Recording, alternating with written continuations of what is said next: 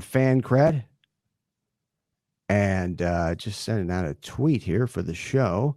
My name is Brooks Melchior. We are live in Los Angeles. Do this every weekday at around noon Eastern time. We are normally here 90 minutes to 2 hours, and got a great show for you today with some strategic guests, entertaining guests, incisive guests, guys like Greg Bedard, one of my favorite NFL guys.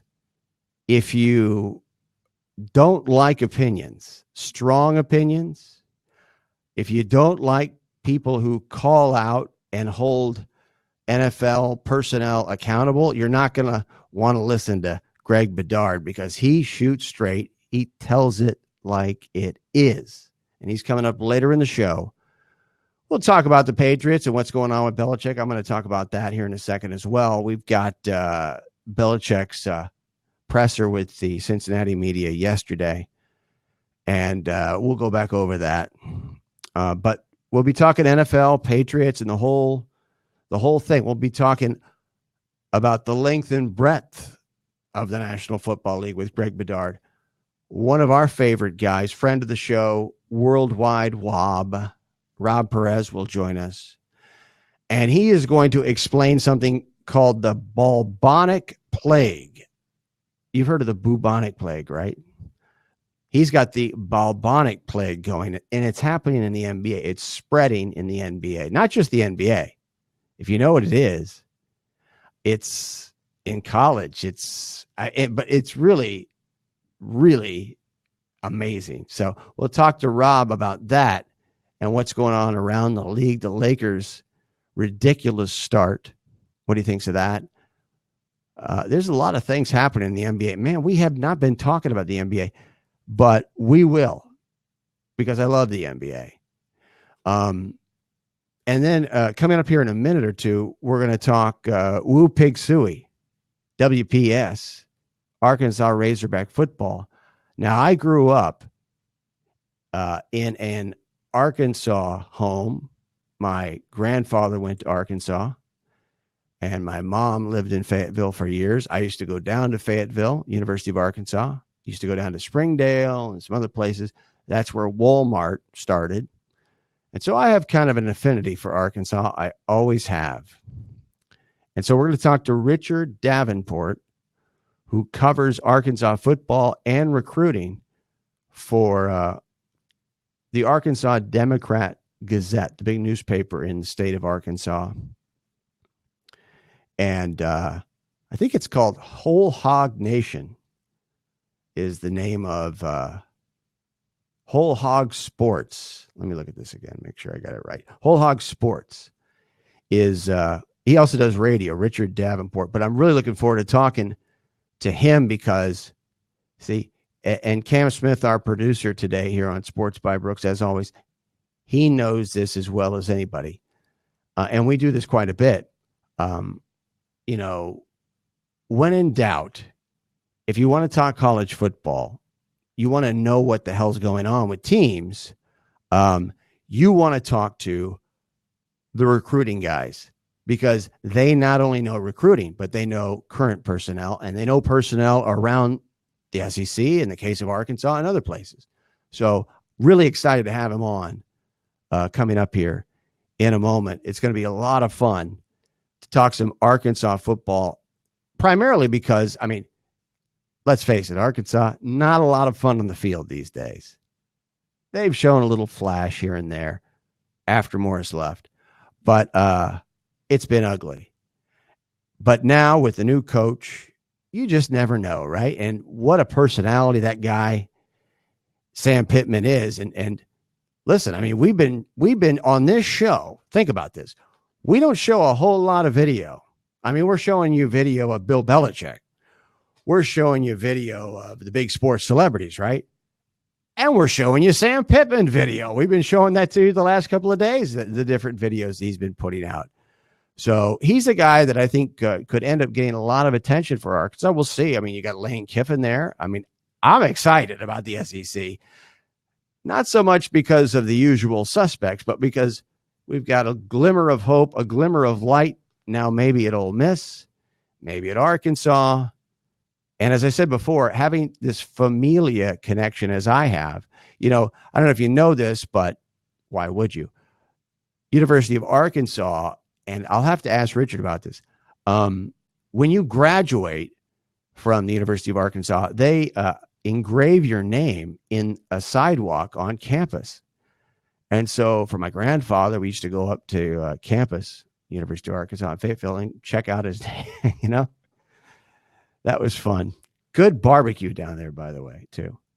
So, and I understand we have Richard on the line with us now. So why don't we go ahead and bring Richard Davenport on to join us from Whole Hog Sports, Arkansas Democrat Gazette. Also on the Red Zone with JB, the Morning Rush in the Zone, longtime recruiting analyst. Excited to talk some Arkansas football and find out what's going on with the Hogs, because this is a good program, a proud program. And a lot of people, I think, right now, especially if they're younger, they don't really recognize or understand that this is a program that has potential to be an elite program, in my opinion. Now, people look at the recruiting area, and that's what we're going to talk to Richard about. That's why I'm glad we've got him on. Because, you look at, for instance, Nebraska. They're in no man's land when it comes to recruiting, but look what they've done over the years. Now, they're not doing it right now, I know, but in the past, very successful. And I know, it's a new era, technology and recruiting and miniature golf courses and all that. You got to have all the bells and whistles. Look, there's nothing new. Richard, I can't thank you enough for joining us on the show. I really, really appreciate it. Thanks for having me, Brooks. So what's going on with Sam Pittman? What's the very latest with your new coach? What has he been up to? What has he been doing since he came into town? Well, he hadn't been in town much. He's on the road.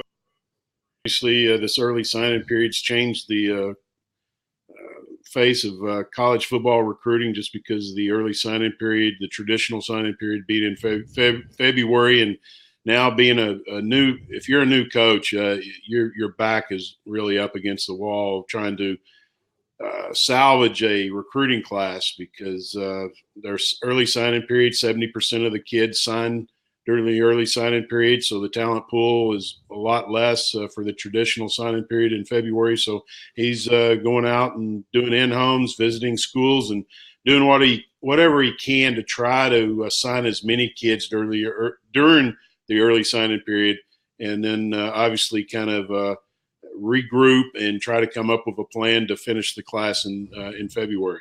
What's your analysis of Pittman as a recruiter? He's definitely one of the best ones in the country, and you kind of hit on it earlier. Arkansas doesn't have the most in-state talent in the state compared to other programs. Usually, traditionally, Arkansas will sign 5-7 kids a year that are SEC caliber. So you basically 2/3 of your class or more comes from out of state. And what Sam did in 3 years at Arkansas, he was able to go out of state and get some of the top offensive linemen in the nation to come to Arkansas.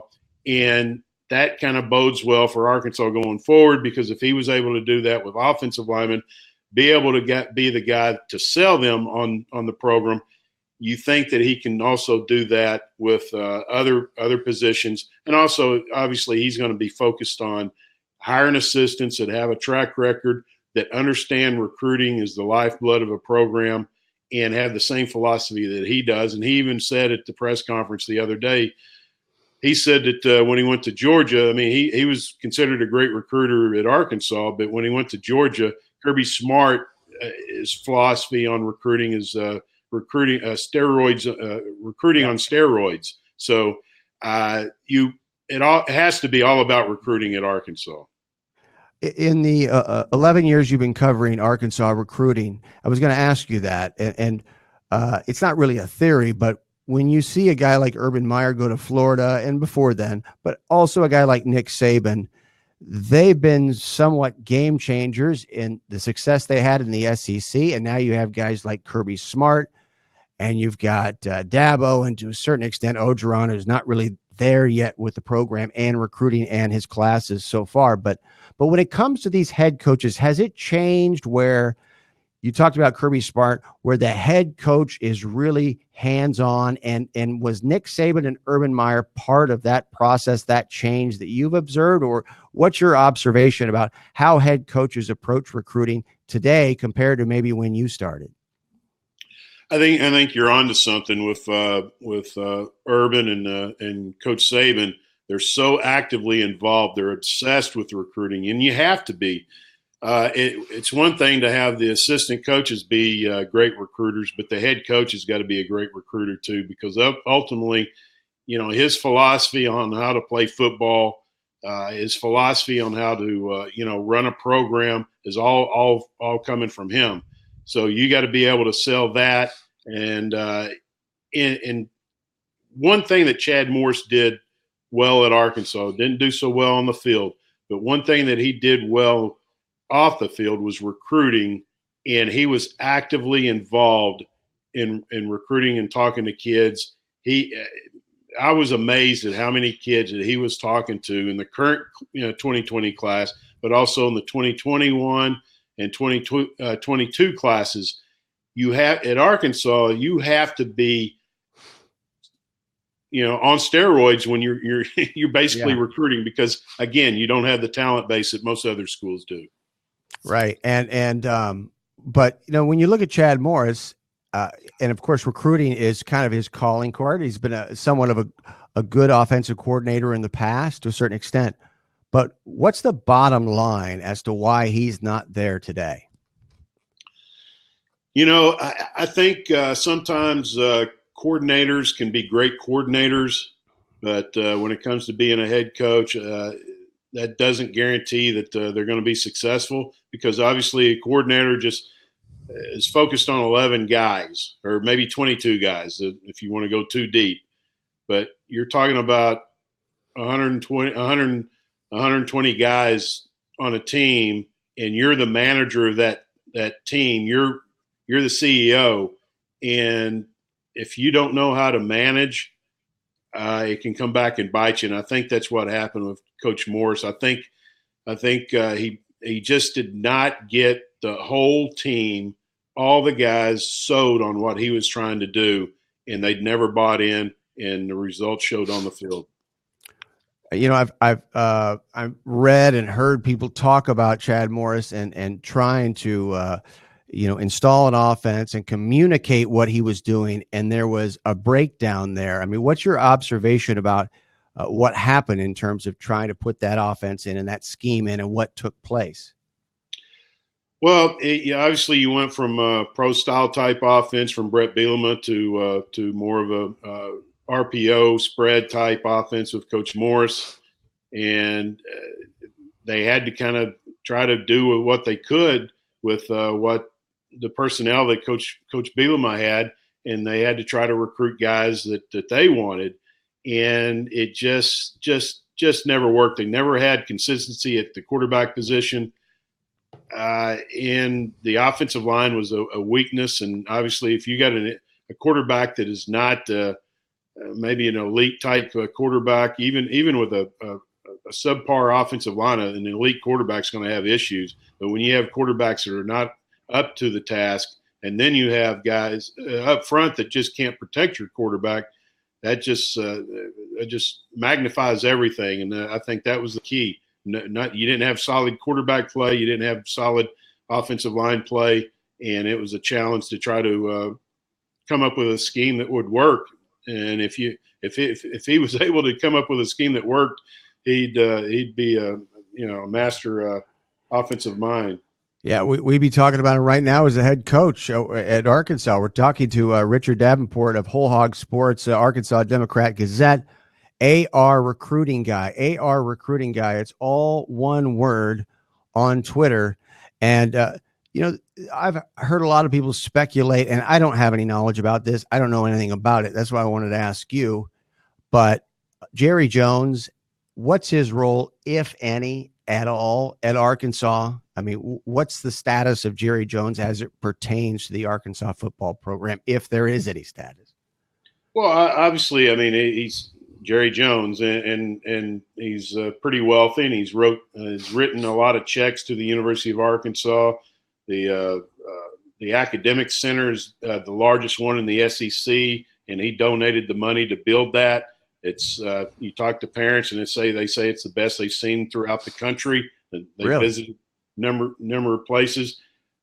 His input, I was told that his input is not as strong as some people think. Obviously, I'm sure that they place a phone call to him, but at the same time, I mean, if you're an AD and you're in administration, you definitely listen to Jerry Jones, but at the same time, you have to make your own call.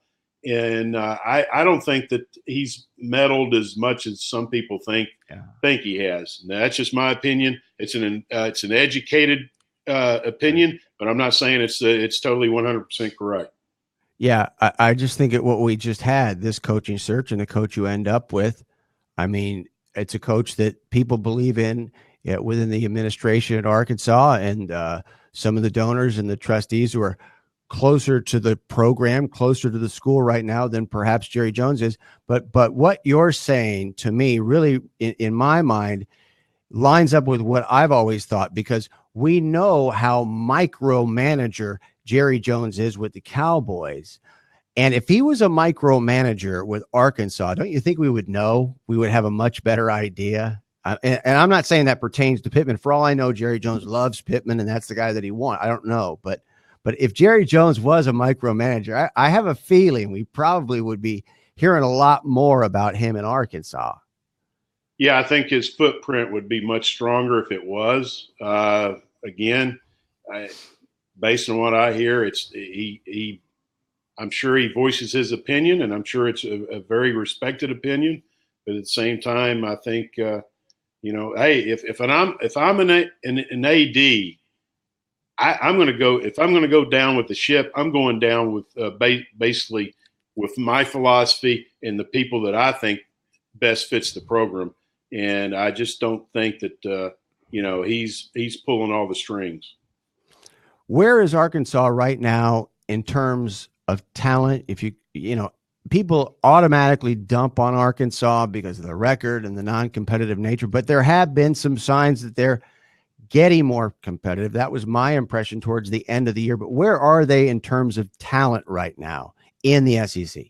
Definitely more low tier, but at the same time, low tier in the SEC. But at the same time, I do think that this team could have won 5 games. I really believe that. Might have been able to win 6 with the right leadership. I don't think it's as bad as it appeared. I and agree. Obviously, it is bad in my lifetime. And I go back to 1969. In my lifetime, I've never seen the program as low as it is right now. So, and I'm not buying that the talent is totally bare, but at the same time, it's not upper tier for SEC either. So I think with the right coach in 2 or 3 years, you can see Arkansas being pretty competitive. Yeah. What really struck me about the Pittman press, and we ran some of the video from the Pittman press conference that he did, and we ran some video from his first meeting with the players. I mean, we're a national show. We usually do the big names, but we're running Arkansas, not just because of me, and I have a little bit of an Arkansas connection, but because of the amazing personality that he is. But I mean, when you look at this coach right here, what's your assessment of what he's going to do with this staff? Do you think that he is equipped to go in and get a high-profile offensive coordinator? Does he need to do that? Because it really seems like that's going to be the big key, is the coordinator position on that staff. What's your feel for that, or your read on that? He's been a college. He's a veteran in the college ranks, so he's made a lot of connections through the years, and I have no doubt he's going to be able to make some very good hires. We'll find out. Obviously, the OC and the DC jobs will dictate a lot of the success going forward. He's got $5 million to distribute to his staff. So there's no reason he can't come up with enough money to lure some top quality assistants to Arkansas. What's your thought process, if any, on the situation that played out with Lane Kiffin? So many times things are reported. I mean, I've been covering this stuff for a long time, as you have, and so many times things are reported that really never existed. Sometimes they do exist. You never know. Sometimes they're never reported. But what was your read on the situation with Lane Kiffin as it pertained to Arkansas and the dynamic between, perhaps you had the triangulation with Sexton and Ole Miss and Arkansas? Was there something there? We're never going to know the truth. I mean, Right. Hunter Yurachek said that Pittman was the only one that had an offer, that was given an offer for the job. I have no doubt that there was some interaction with Kiffin, but what exactly transpired, we may not ever know, or we can speculate. And I'm not real big on speculation unless I know 100% what happened. But I think the fan base was definitely very warmed up to having the possibility of having Lane Kiffin. But since that didn't happen, initially some people were not that pleased with the name of Sam Pittman being the head coach. But I think most people have warmed up to it, not all.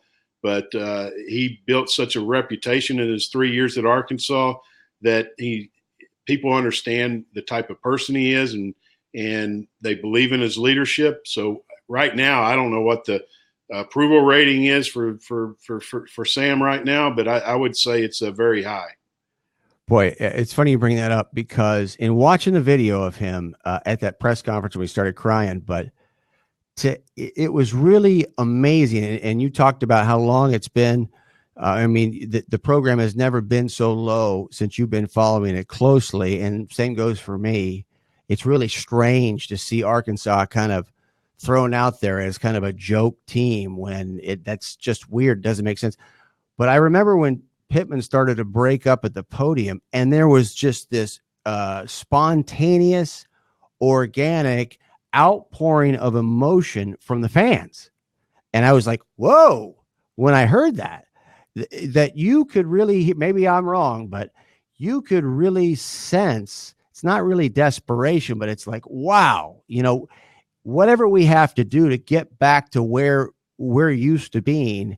I mean, there's that sense. What kind of support right now do you think there is for this Arkansas program? Is this going to be a situation where Pittman is facing a half-empty stadium, or what kind of base of support is there going forward in like year one for him? Well, I think some of it will have to – I mean, I think right now, like I said, I think the fan base overall is very supportive of him being the head coach. Can he make some wow hires at OC and DC? I think that would help. Obviously, selling the program from now until next year, part of that would be spring practice. Will fans like what they see on the practice field or the spring game? And then ultimately it comes down to wins and losses. I think any new coach, and Arkansas fans, I think, are pretty reasonable. Any new coach coming in gets a honeymoon period, and I think his honeymoon period will be 2 years. And if you don't see some progress, there'll be some people being disgruntled. But I think with Hunter Yurachek being the AD, he sees that you can't change coaches every 2 years. There's no doubt in my mind Sam will get 4 to 5 years, and I'd be shocked if Arkansas is not back to being pretty competitive in the SEC in 2 or 3 years.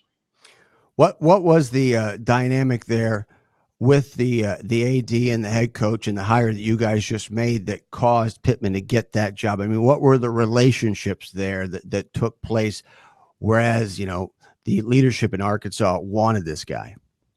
Well, I think some of it has to do with just the reputation of Sam. And again, in just 3 years being at Arkansas, he's one of those guys that when you talk to people that know him and truly know him, and people that he's recruited for his parents and recruits, they say he's such a great communicator and listener, and he knows how to build relationships. And he obviously did that in 3 years at Arkansas, with not only with the recruits and the parents and the family members, but with the with the players, the fans, big boosters, and he just has a way of connecting with people that. And since I've been doing this for basically 14, 15 years, I've never seen a coach more respected and loved than Sam Pittman at the University of Arkansas. Really. No. So throw some. Give me a couple of names on that Arkansas roster. By the way, I've got a question for you, an elephant in the room question here for you in a second, a curveball. But throw me some names off that roster from Arkansas that we may be hearing about, that are your top, most talented guys on that team that could make an impact next year on the field. The first one that comes to mind, and it's no shock to Arkansas fans, Treylon Burks, the receiver. He was a freshman this year. He's a playmaker. He returned punts. He returned kickoffs. Later in the year, they gave him the ball more and more, and he's a guy that you could build your offense around. And he's a guy that you definitely look at going forward. The 2019 class have several kids that could potentially be the guys that you look at and that are big playmakers in the future. Hudson Henry, a tight end from Pulaski Academy in Little Rock, the younger brother of Hunter Henry, the tight end for the LA Chargers.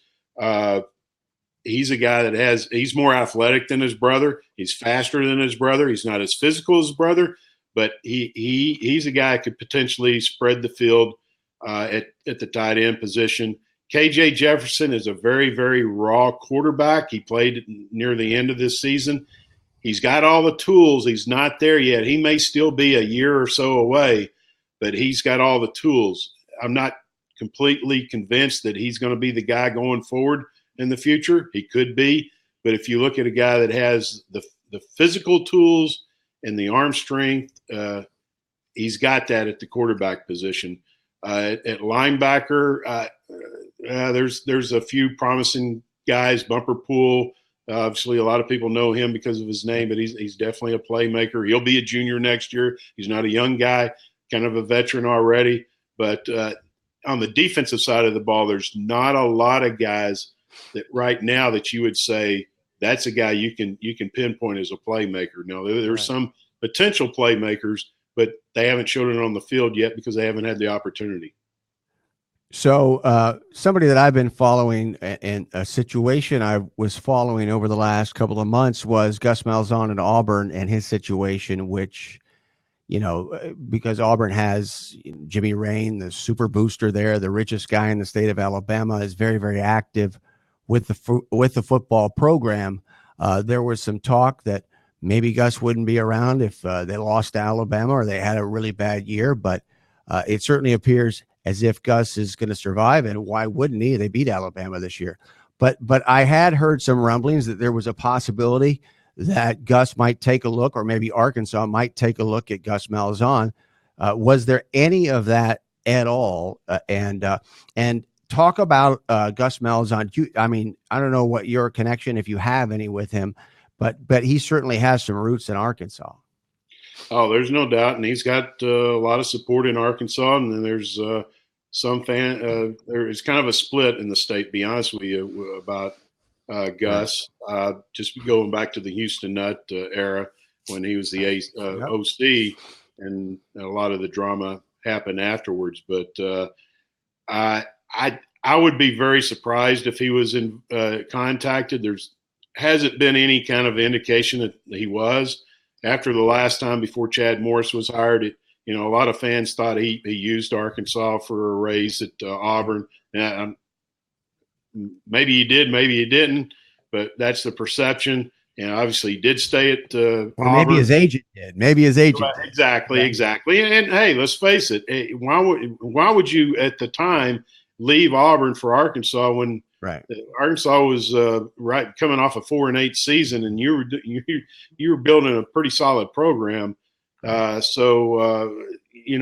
I think Gus has a lot of support in the state, but there's also a good amount of people that would probably not be too thrilled if he did come back.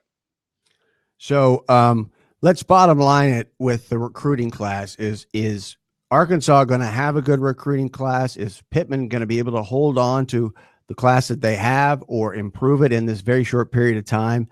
And are you going to be able to hold on to players and keep them out of that transfer portal going forward with Pittman here in the immediate future? No, with the early signing period, I think Sam understands that the odds are against him closing with a good class. Now, if he's able to, wow. I mean, that obviously says something about the future, because again, 70% of the kids are signed or more in the early signing period. The talent pool is a lot less for the traditional signing period in February. I wouldn't put anything past him because he is a great recruiter.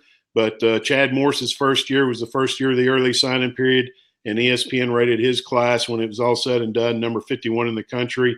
Brett Bielema and Bobby Petrino, when they came, they obviously didn't have to deal with the early signing period, and they both signed top 25 classes. So if Sam is able to sign a top 25, top 30 class, considering all the adversity, does he have a shot to do that? You think? Does he have a shot to do that? I would bet against it, right. But I wouldn't bet totally against it just because of the type of recruiter he is. Right. And as far as the portal changes everything. Right. You now have to recruit guys for the future, but you also have to re-recruit guys that are on campus. And if because of the portal, you could be devastated if you had a mass amount of kids deciding to leave. Do you think Pittman is going to be a guy who stabilizes that situation? Was that a possibility with the environment that was that was happening with the team when Morris departed? Problem is that you have some guys that are finishing up their finals by Friday. Then they go on Christmas break. A lot of guys still have finals later next week, and you could work on those guys. But some of these guys, Sam may not even be able to see that are finishing up finals. They may not ever come back. So I'm not saying that that's the case, but that's a possibility. Wow. That's something that you got to consider. And that's again, I'm all for the kids having more opportunities and more freedom. But at the same time, I tell you what, it changes everything and adds to the headaches of a head coach. And boy, that really underlines you can't get that staff in there fast enough if you're Sam Pittman right now. Exactly. I mean, that's critical because you have that extra element of your own play. It's unbelievable the way things have changed. Great job, Richard. I really, really appreciate the time. It's been outstanding. Thank you so much. All right. Thanks so much, Brooks. That's Richard Davenport, Arkansas Democrat Gazette and Whole Hog Sports, and giving us the lowdown on Arkansas football and giving us an idea of what we're looking at when it comes to the future of Arkansas football. And it's not, I think, necessarily as bad as particularly the media has made it out to be. Am I saying that Arkansas is a world beater? No, Brooks, no one's saying you ever said that. No. But I just watched Arkansas play at the end of the year. Once Morris was good as gone, and it looked like a different team. Whether it was the scheming, whether it was the personnel, where the personnel that was being used after Morris was out changed. It just seemed like a different feel. And now Pittman might be the right guy. I mean, that's a tough sell, that hire. I mean, advanced age, lack of experience as a head coach, never been a coordinator, it all kind of goes without saying. You just it is what it is. But I think what Richard mentioned about the response of a lot of different people, whether it's fellow coaches, administrators, players, having that sort of response to Pittman really speaks to him and his personality and his ability to connect with people. So we'll see what happens. But I'm rooting for Arkansas. And I think that Arkansas, I mean, don't get too caught up with LSU. All right. Don't get too excited. Not saying LSU is going to not do what they, well, I don't think they're going to do next year what they're doing now. I highly doubt it. But for obvious reasons. But we don't know yet what's going to happen with LSU. It's too early to tell. It's the same thing at Ohio State. You got new coaches there in those situations, relatively new at LSU and a new coach at Ohio State. And I know, believe me, I know Coach O, and we're out here at SC. We know him well. We love him. Everybody loves him. But don't necessarily count your chickens just yet with LSU or Ohio State for that matter. Now we're going to shift gears and we're going to do something I've been waiting to do for a long time. Geez, we're going to talk some NBA with the man, the myth, the legend. Incredible on Twitter, worldwide wob. Rob Perez is the oracle. He truly is of the NBA. And so now he's going to join us here on Sports by Brooks on Fancred. I'm live in Los Angeles. Brooks Melchior, joined now by Rob Perez. Rob, how you doing? Not too bad. It's live TV, so we got people sneezing in the background. We got loading the FaceTime camera. I was testing out the microphone while that thing was loading there, so it's all good. Thanks for having me. So, first of all, I've been talking about the bubonic plague ad nauseum. So, can you explain to people what the bubonic plague is and how, I might add, it's starting to spread, it appears? Yeah, so I think the joke is almost becoming a joke of itself at this point because I think the players know it's a joke, yet they still do it anyway because they think the media doesn't know and the media doesn't know that they know. So here it is, guys. Here's the description of it. Is at the end of games, let's say the game is a blowout. It's a 20, 25-point game. The team that's winning is going to traditionally dribble the ball across half court and not score because that's the respectful, polite thing to do. Now, in some cases, the shot clock has fewer seconds remaining on it than the game clock does. So technically the game can't end with the ball in their hands. What is going to happen there is a shot clock violation. And what these players just seemingly despise doing is having the ball in their hands as the shot clock expires because maybe they think it's a turnover that's going to count against them. But in the NBA, it's actually a team turnover in which the whole team gets the turnover, not a specific player. Yet these players continue to pass this ball around like it is a version of the bubonic plague. They call it a grenade amongst the players themselves. Right. Essentially, it's a game of hot potato. They'll pass it between each other for legitimately 5 seconds until the buzzer goes off, and then the buzzer goes off, and that's it. That's the whole game. And I don't know why this is a thing because, again, it is a team turnover, and I think everyone knows it at this point. But it's also part of the joke because people get so mad that why are they caring about it this much if it's a team turnover? And it's because I think they know that you know that you care too much, and it's just turned into a clown show. It's an absolute clown show. And I think you have a big impact on it. I have no doubt that spreads around the league, and people are aware of it, and the media communicates it, and it's all. I mean, we're talking about it right now. But what's like the weirdest thing you've seen, or the funniest thing, or the craziest thing somebody's done to try to get out of actually having possession of the ball? They'll let the ball go out of bounds. So if there's a guy that says, all right, at the last second, here you go, rookie, hold the ball. I've seen players duck out of the way, let the ball go out of bounds. Well, I'd rather give the ball to the other team than take the shot clock violation turnover. Granted, the game is over at that point, but the fact that we're just giving the ball away, regardless of the situation, is how absurd this has become, that they're playing dodgeball at the end of NBA games. It's fun to watch just because what else are you doing during a blowout? Like it's something to look forward to. So it's fun. The players obviously love it, and it's playful.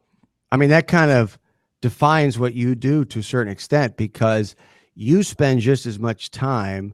I wouldn't call them necessarily obscure teams, but the beauty about what you do is, I rather than go and try to find highlights or whatever, I go to your Twitter feed And that's where, from the beginning of the season, I got a chance to see John Morant, and you turned. I mean, obviously the guy's a great player. I'm going to see him anyway eventually, but you particularly got me on that bandwagon early, where I was like, wow, what a virtuoso player. Yeah. I mean, that's kind of what it's all about. But you focus just as much on the semi-obscure teams, don't you, as the high-profile guys? At this point in 2019 NBA, between all the major networks out there that have broadcast rights and, more importantly, digital rights with the NBA, if there's ever a major crossover, a major dunk, a major play, a game winner, a buzzer beater, you're going to see that on 1,000 different accounts. So at this point, the content has become so saturated within the NBA that it's not like I'm almost providing you a disservice by clogging up your timelines if I'm going to show you something that all these other networks have the ability to put out there as well. So I continue every single season. It's like I'm pivoting more and more outside the box to try and find things that are not only unique and authentic, but they're different. I always like to say the term, I know you're hearing the NBA, but you're not listening to it. So what I want you to do is comprehend it in a way that you didn't even know was possible, but you had been watching it this entire time. And just to give you an example of it, what transpired in Houston 2 nights ago between the Kings and Rockets, it was a huge play by Russell Westbrook to give them the lead. And then Nemanja Bjelica at the buzzer hits a massive three-pointer with some viral moments in it. But little did everybody know that Russell Westbrook, right after he hit the layup to put him up 2, is seen if a certain angle. I pulled up some mobile view from the Houston Rockets feed. He's screaming, "It's over, it's over, it's over." And I'm like, all right, well, that's a big deal if he's declaring it's over, and he just got a three-pointer dropped on his head at the buzzer. That is something that I would like to illustrate to the world versus what everyone was watching in the first place. Yeah, I mean, it's my question for you is, when you do find, I mean, it's got to be a kid in a candy store moment when you're kind of like, oh my God, I know most people probably haven't seen this thing, or I've got something that nobody else necessarily has. Now, my question is, when you have that moment and you know it's your moment, nobody else really has it, but it's going to be cool, how much time do you spend trying to craft a tweet around it as opposed to just letting the imagery speak for itself? That's a good question. So there's a couple things I have to think about. It's how many people do I think saw this? Because if the answer is more than one, then I probably need to bootleg this from my phone so that it's quicker and I expedite the process of getting the video up before someone else, does. And people, the way the internet and Twitter works, they'll say you're a plagiarist if you're 5 seconds after somebody. So if I think it's a moment that many people saw, I will certainly, expedite the process in terms of quality. But if it's something that nobody saw this, there's no way. I'll take my time. I'll shut down the command center. I'll get an HD feed of it to make sure that when I do put it out there, it's the most quality feed. And then, if it's like one of those, J.R. Smith was caught dapping up Jason Terry during a live play, and this guy just scored a bucket type moments, and people only watching a very specific feed probably saw this, then I'm going to make sure the caption is something that is certainly most shareable and is most accurate. That's the biggest thing too, because as I continue to do things like these lip readings or what went down with Kevin Durant and Draymond Green in the huddle last year, I didn't run with that, even though I saw it. Because if you're going to put something out there in the world with the type of audience that I have at this point, it better be accurate, because all it takes is one video of it not being accurate or the players deciding to shoot it down, and you lose that trust factor. Now you look like a clout chaser, the hype factor. So there is a little bit of journalistic integrity in terms of this, that I want to make sure whatever I put out there is not only visually correct, not out of context because it's only 6 seconds long, but also textually correct as well. So I will put in the time to answer your question to make sure it's right.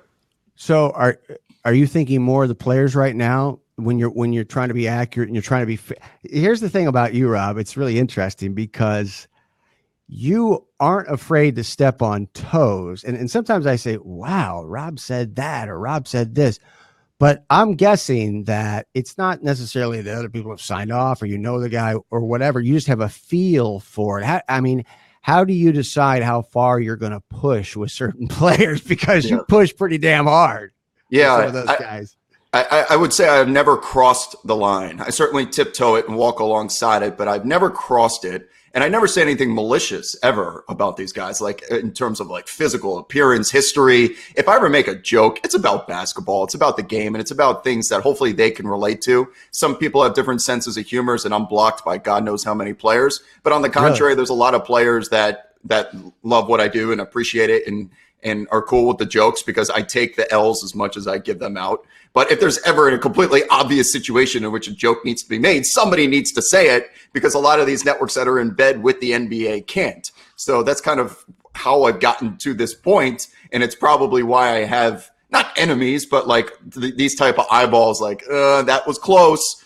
It's always close, but it's never over the top. So, but I will continue to do what has gotten me to this point, and being that authentic voice. There is some merit and some weight to it, and I don't see any benefit in changing it. Visiting with Rob Perez, Worldwide Wob, of course. And so is it kind of a function, though, of the fact that you've done this for a long time and you've been in the arena, so to speak, of trash talk? And God knows the NBA is the arena of trash talk for players, I'm talking about. But there's an art to it, and there's somewhat of a science to it, and there's knowing how far you can push from experience and from observing these guys really, and knowing some of these guys. And I know you know some of them. Knowing, number one, what's kind of accepted, what's kind of the custom, but then also what you just said, you have to also let people know, hey, I'm my own guy. And sometimes I'm going to step out and let people know I belong in this place. Yeah, so I've had some experience, just to give you a couple examples in the past. Most recently at the All-Star game in Charlotte, I interviewed Trae Young. A lot of people have interviewed Trae Young. I'd love to follow you around, I'd love to follow you around and see what happens. But go ahead. Yeah, so I have this interview with Trae Young, and it's Trae Young. He doesn't know who Rob Perez is, Worldwide Wob. So I introduce, in front of the crowd and everything. We're doing the standard interview. And then I premised the question, one of my questions, by saying I was one of the first people to show the world your air balls at Summer League. He had like 3 straight air balls to start his career, and the whole world was like, you called this dude Steph Curry. He's going to be a bust. I didn't say bust, but I brought light to the fact that he had 3 air balls to start his career. So I will tell them that up front, that I was one of those guys. But I'll pivot the question and I'll say, what do you have to say to people like me that doubted you? Because I'm willing. That's beautiful. I'm never going to back down from the type of content I put out there. And if you understand the reason why I did, and I'm willing to give you, your platform to give a rebuttal, the players have always respected me for that if given the chance. Did this with Joel Embiid. I had Kevin Durant come on the show in the prime of his Warriors villainry.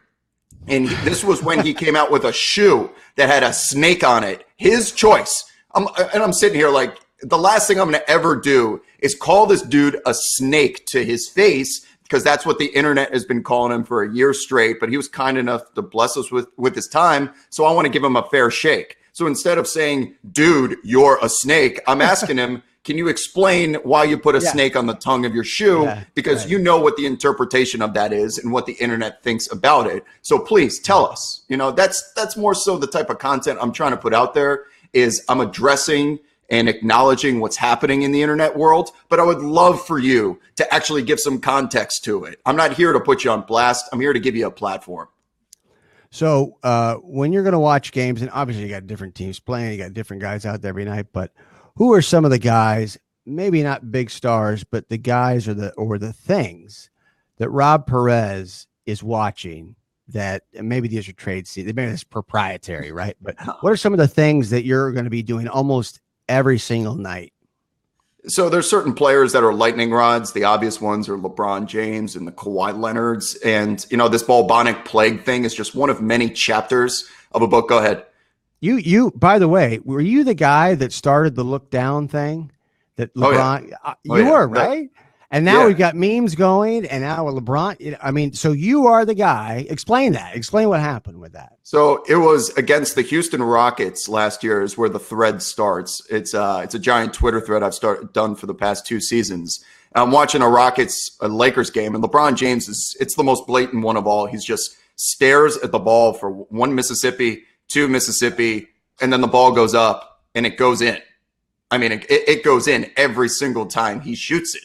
So that like I saw that and I'm like, wait a minute. I feel like I have been seeing that throughout the year. Is that something that's been happening a lot? So I'm going to put out this tweet that says, I swear every time LeBron stares at the ball, it's going up and it's going in. And from that moment on, because I'm watching all the games anyway, every single time LeBron James was staring at the ball, it has to be a legitimate stare, not just a look down, but a stare. It goes in for like 2 straight years, and I've been documenting every single time he does it. Granted, wow, there are the cases in which he's missed, but I'm talking it's like 80, 85%. And now 2 years later, we're at the point where these networks are calling it his like signature move. And we get to the point that in the game against the Timberwolves this past weekend, Robert Covington is screaming to his teammate, he's shooting it. He's shooting it as he's staring at the ball. And guess what LeBron does? He doesn't shoot it. He drives past Gorgui Dieng and he dunks him into Middle Earth. Right. So now LeBron knows that that he does it. So he's playing chess here, that he's taking your own knowledge and scouting reports and using it against you, which is just the plot thickens. It's the next chapter of this. So it's these little segments that I'm always looking for, these small little like anecdotes in basketball that I just pick up and I try and make it into a thing, I guess. And that's, kind of what I do. To me, like and what you're describing, I mean, and things, I don't know if you want to call it, they've gotten harder because people are paying attention that much more because of you. But man, there's just no substitute, number one, for just sitting your ass down and watching all these damn games and never never going anywhere, doing anything. You do that, but then also really watching them and really having that thought, oh, let me go check this feed over here. Let me go check that feed over there. I mean, when I think to myself, people might say, wow, how does Rob do it? Look at all the tweets. Look at the millions of likes and all that. Dude, he's working his ass off. That's how he does it. He puts in the work. I mean, that's my perception. Is that the bottom line, that you just got to sit there and soak it in and you can't leave? Sorry. Yeah, I probably haven't missed a single dribble in the past 3 years of any game. Like, people are not watching Suns versus Magic on a Wednesday night at 12:30 Eastern Standard Time, but usually I am in case something happens. And I do it just because it's become my job at this point, and it allows me to create storylines that I'm not in the arena, as a beat reporter, and I can't ask the players. I sometimes have to invent the story myself, and then I could go to them after it's done. So it is a lot of just sitting here for 7 hours a night. My roommate can certainly attest to it, and not missing a single game for the past God knows how many seasons, and just always making it your lifestyle. You make anything your lifestyle. You make anything 24/7. Hopefully you can be successful at it, but it does sure take a lot of discipline. When there's tonight, for example, it's a Wednesday night, and Wednesday nights in the NBA will have up to 10 or 11 games on simultaneously between 7 o'clock and 9. You don't have all those games on, right? You don't have I got every single one. I could turn around my laptop right now. I got all the TV screens. You have you have 11. How many screens do you have? Well, I only go, let's see, I have 1, 2, 3, 4, 5, 6 total screens with one that I have on a quad box. So I can fit up to 11 games at once, and I have the sound on all of them. And the reason why I do that is not to create like a Vegas sports book, but the games that I'm not watching, because I only have 2 eyes and I have to make them watch the same game. I can't split which way the eyes look. So I'm, putting all these games in the view of my line of sight, so I can use my peripherals to keep an eye on certain things. But the games that I'm not watching at all, I can hear what's going on. And if I hear a crowd react a certain way, I know the sound of like when a ball hits the rim on a dunk, or the announcer says something, like it'll catch my attention, and then I'll rewind it 15 seconds real quick and replay. No, but I'm watching a lot of your videos, and a lot of them at least appear that you're taping it off the screen with something else, your iPhone or whatever it is. I mean, you do that, right? I mean, that's and talk about, why do you do that? How does that work? I mean, are you doing that on purpose, or just for speed, or is it whatever?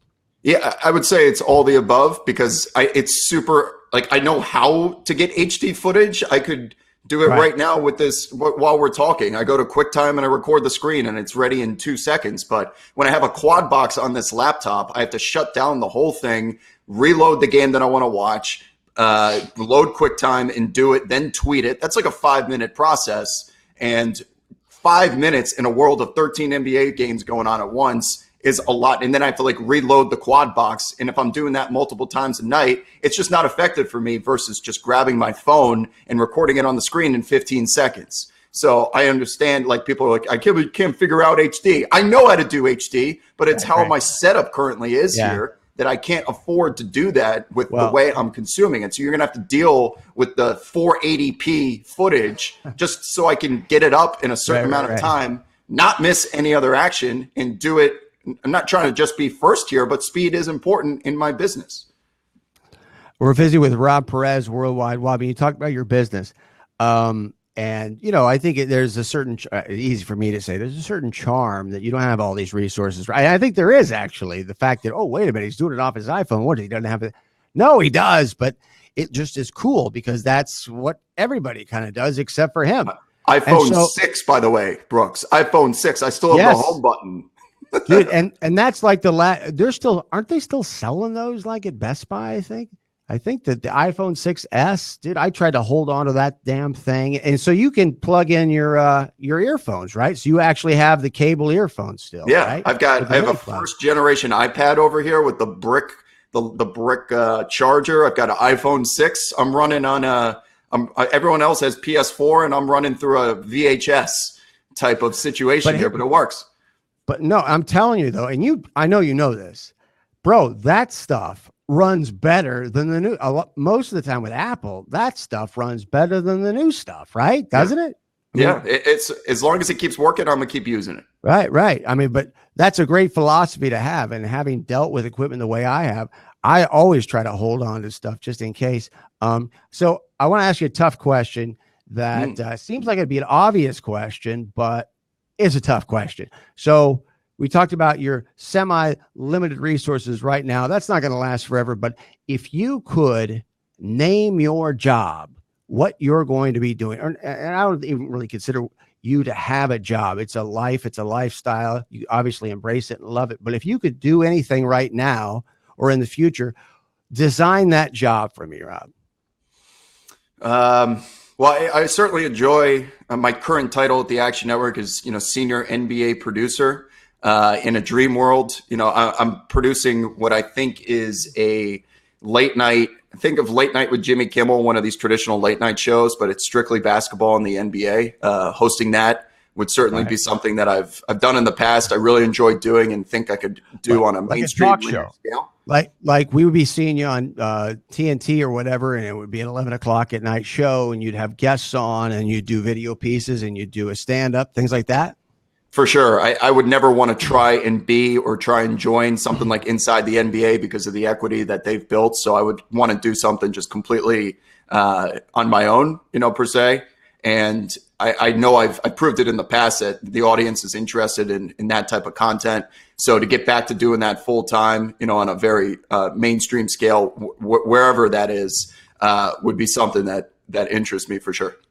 What's the thought process, or how does it work with Action Network and what you do there? And then also because the videos pop up, he's got a video up. All right.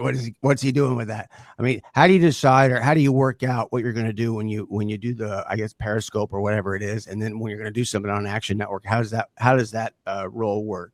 Right. So it's a combination of everything, how to distribute content in 2019. We have the written portion of it. I do actual reporting where I go to the Nets practice facility. I talked with DeAndre Jordan just last week about being the NBA's jump ball king. I looked up every single jump ball statistic throughout time since like 1970. And DeAndre Jordan is one of the best ever to do it. So I wanted to talk about it because it's just such a small little part of the game that no one really knew about. So that's, I'll put something like that up on the website and how it influences game decisions and who scores first and potential prop bets and things like that. That's the written portion. Then we have the digital, which is like the late night Periscopes per se. So we just watched tonight, for example, Kawhi Leonard wreck the Toronto Raptors in his return to Toronto. Let's talk about it. Instant reaction. There's nothing out there even the sports centers are inside the NBAs are really just once a week, that where can you go to talk about something you just watched 5 minutes ago? Let's do that on the internet together. It doesn't need resources to it. Let's sit here and just kind of have a therapy session. That would be the digital portion of it. You could do videos, which are those pre-produced, heavy graphics, monologues, commercials, mix-ups, mashups, whatever it may be. Do those things as well. And then there's hopefully at some point a live, real made for linear type of could go tomorrow type programming show. That's the type of program that has like $1 million sets and labor unions of set people and production staff. That's the long shot. That's the biggest part of the pie, but it's also the most difficult to actually happen. So those are all the things. We're visiting with Rob Perez, Worldwide Wob on Twitter, of course, Action Network. And so now we've got to talk about the Knicks. It's a state law. We have to talk about the Knicks now that we're emanating into New York City. And so what's your assessment of the coaching situation? What are you thinking? What happened and what's going to happen? Well, they get rid of Fizdale because he was losing by 30 points every game. And the guy that they replaced him with lost by 30 points last night in Portland. At some point here, you can only blame the players. You can only blame the coaches so many times before 2 decades go by. And it seems to be the same problem over and over again. And the one consistent through all the Knicks turmoil has always been this gentleman by the name of Steve Mills. God bless his soul. He's probably a really nice guy for all I know. But Steve Mills, every single time that the Knicks have a terrible season or there's a nuclear holocaust, he continues to get through it, and not only get through it, but get promoted. This man has gone from like basketball VP of something all the way up to president of the New York Knicks. And by the time this season's over, it wouldn't even surprise me if he's chairman of the board of Madison Square Garden Public Stock, because that's the career path that he's been on for whatever reason. James Dolan clearly trusts him, whatever it may be. But the problem is once you have that type of front office operating the way that they do, and it's been 20 years since the team is good, maybe it's the decision makers at some point that are at fault here. But the decision makers are the decision makers, and they're the ones writing the check. So they get to do whatever the hell they want. It's their business.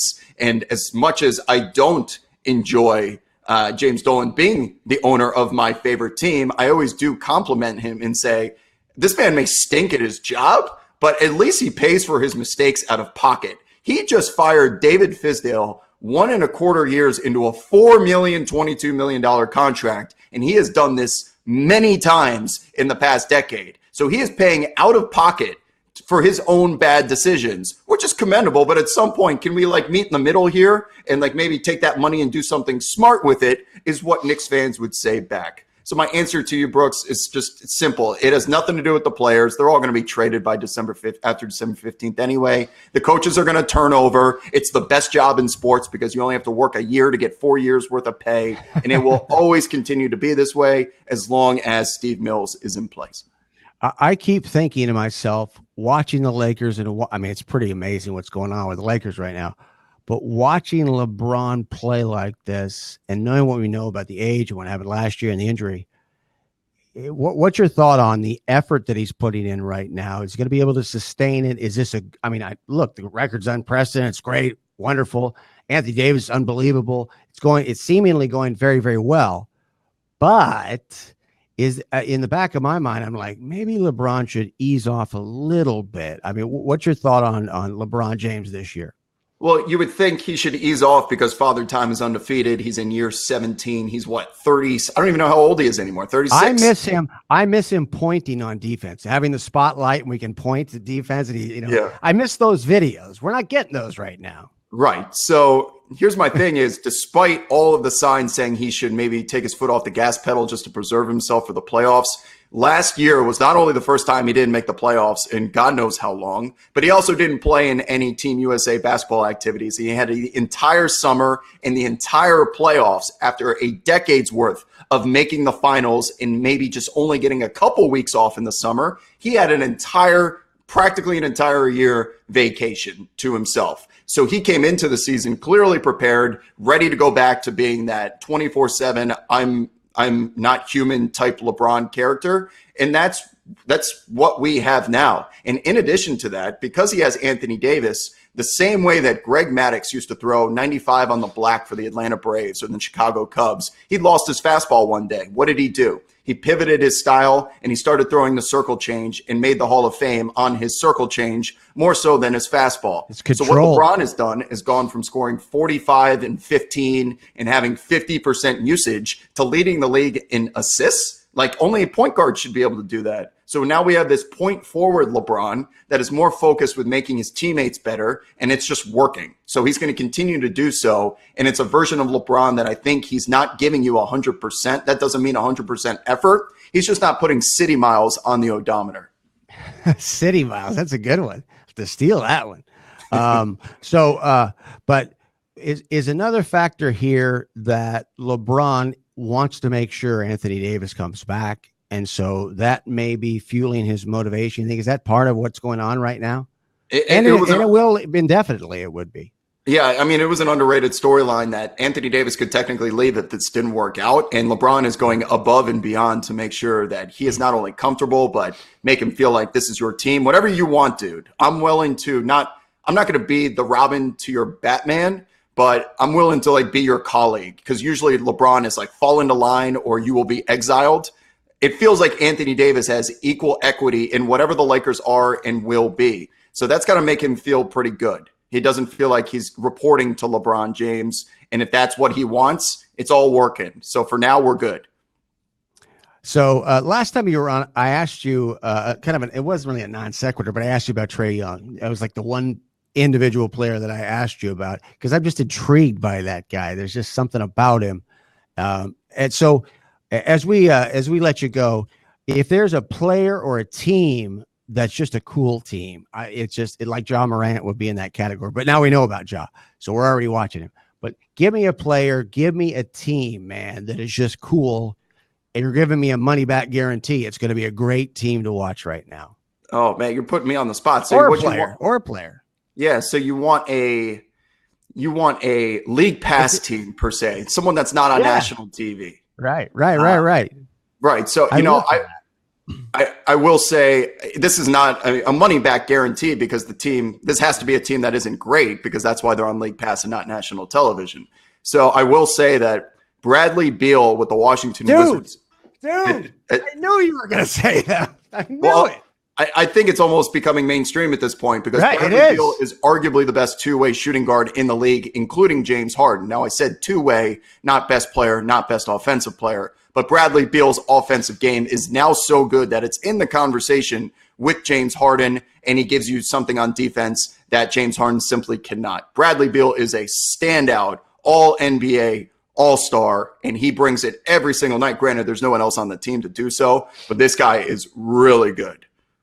Well, I'm a really old guy, and my favorite coach in the history of the NBA is Doug Moe. And what made the Nuggets such a great team to watch and follow, even though I had nothing to do with Denver and the Nuggets and Doug Moe, was the fact that they would lead the league in offense every year, but they would also be the worst defensive team. The Wizards. That's why Wizards, exactly. So you have Beal, you have Wizards, and you freaking read my mind. I had a feeling you were going to say that, but it's funny you mentioned mainstream, because I just heard Wendy talking about him yesterday and Ramona talking about him yesterday. Oh, the offense and number one offense. So, but that to me is what I'm the kind of guy in college football. Like, what was the Arkansas score? What's going on with Ole Miss right now? You know what I mean? I'm like that guy. I'm just a fan of the game and just like following teams and stories. And it's kind of an intangible. And I think that really captures what you do. You're not linear, it's and the beautiful thing about what you do, it's all about Rob Perez, even though it's about the NBA. I think that's lost on people. It truly is you. And that's what makes your timeline so unbelievably freaking compelling. So, man, I can't thank you enough for taking the time, man. I really appreciate it. Yeah, thanks for having me, Brooks. We'll reconvene on Bradley Beal next time we speak. Hell yes. That's Rob. That's Rob Perez, Worldwide Wob. Of course, Worldwide Wob. Guy's a legend on Twitter, and that's saying something, because there's a lot of people on Twitter that they might have a lot of followers. They might, especially phony baloney celebrities, influencers, whatever it is. There's nobody more authentic than he is. Everything's meritorious, right? I mean, the function of Twitter is that you could have a celebrity fart and he's going to get 5,000 likes. Well, anything. He could just pocket tweet, right? He's going to get 1 million. That's, this guy, he did it the right way. He worked his ass. He continues to work his ass off. And the kind of content that he puts out, man, people don't understand. They really don't. How much effort goes into that, because it's not enough it's hard enough to set up all the monitors and, figure out all that logistics and blow everything off and zone in on what you do. That's not enough, man. You have to really have a thought process in what you're doing, and then also, pack it away in your mind. And so it's funny how I'm really fast. I wish somebody like HBO Real Sports, that would be a good idea. I might have to mention that to Andrea Kramer at Real Sports. They should do like a profile on him, and he's in New York. He'd be a great guy. For all I know, maybe they already have, but he's a guy you'd like to follow around and see what's going on. And if anybody, the NBA is trying to, the whole story, the ratings, not good. Of course, cord cutting is part of that a lot of people don't point out because they're so busy gleefully trying to point out to you that the NBA is going down in flames. Remember what happened in Charlotte? The bathrooms, consumed. Remember when they were supporting Kaepernick or whatever, they can't help themselves. And but cord cutting is a big part of that. And the NFL is on over-the-air television, right? Network television, big Fox. They're not on FS1. And they're only on ESPN on Monday Night Football. And once in a while, NFL Network. So the NFL is on over-the-air network television. The NBA isn't. Not nearly as much as the NFL is. About 15 to 20% of the time, you'll see the NBA on over-the-air network television. That's a big part of why their ratings are down, or not as good as the NBA, or not even in the neighborhood. Nobody is really at the NFL. But I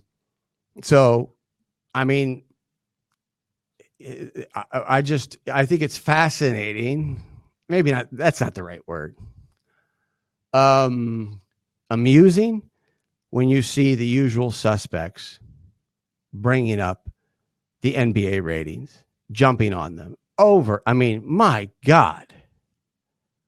I can understand bringing it up maybe once a year, once a quarter, something like that if you're a talk show host. But once a week or more, something else is going on there, right? And I think we all know what I'm talking about. Just go look at Fox News and look at their website and look at the stories that they're covering, or, tune into Fox News, whatever it is. And there are always these stories about the NBA ratings or Kaepernick, or an example would be Megan Rapinoe. She was named the Sportswoman of the Year by Sports Illustrated, I guess, this week. And we actually have video of her speech, Megan Rapinoe.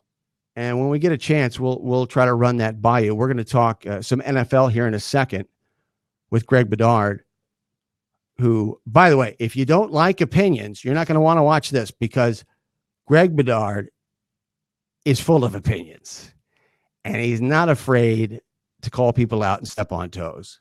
All right. I'm just warning you.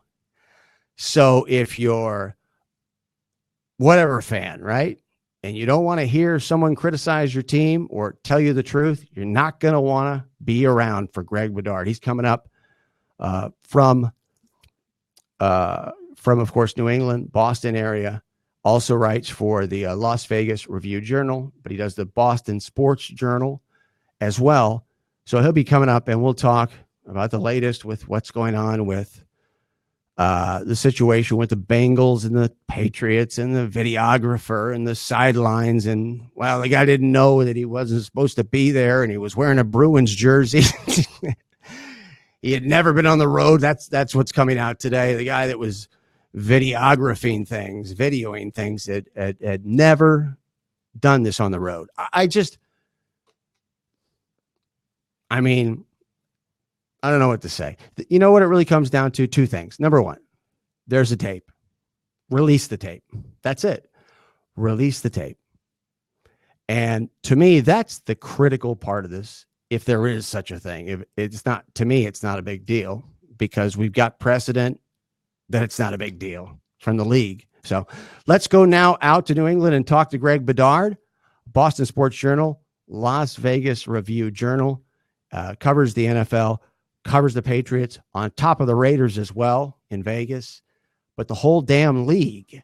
And Greg, I really appreciate you joining me, man. A nice hat, by the way. Thanks. That's pretty damn cool. I like that. Yeah, the Whalers. So what's the latest with what's going on with the Pats and the Bengals and the video stuff? I mean, the latest is, we're waiting to hear from the league. Hopefully in the next couple of days. I mean, Belichick had his press conference about 2 hours ago, and he was his typical snippy self with the media, and stands behind the statement, and it's all behind them, and the cameraman the advanced scout was just doing his job, and he doesn't know anything about what's going on with Kraft Sports Productions, which he doesn't. And so, I mean, we'll see. I mean, I just think in general, this was a colossal F up by, some people in Kraft Sports Productions.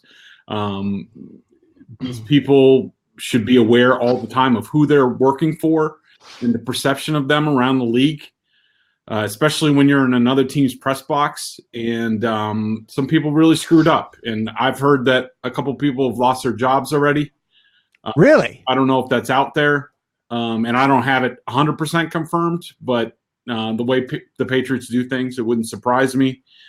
It's just it's a big screw up. I don't think there was anything nefarious. I mean, look, the week before, I was in the Kansas City press box covering the Chiefs-Raiders game for the Review Journal, and I was 3 seats down from the Patriots advanced scout. And if they wanted to steal signals, I think it would have been more advantageous against the Chiefs to do that week and film it that week. And no one was there. The guy was just doing his job, had his binoculars, typing some things down in his computer, writing some things down, and it was business as usual.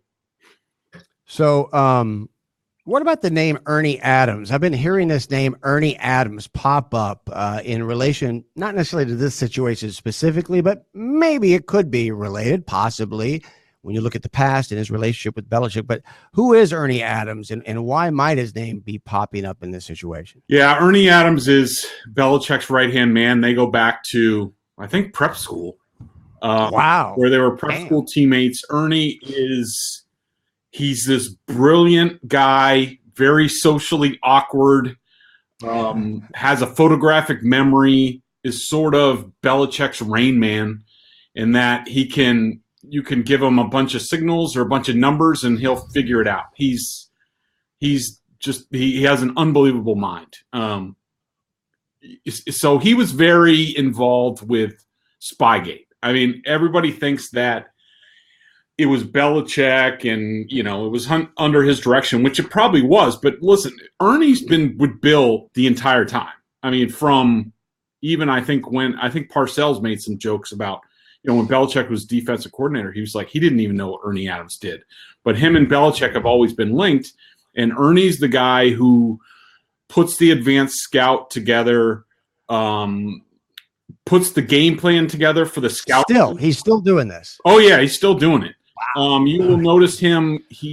There was some talk about him in Do Your Job 2, or or one of the do your job. Well, I'm looking at YouTube right now. I just pulled his name up, and there he is. Do your job. He was the man responsible. What is this job? Yeah, he was the man responsible for the Malcolm Butler interception.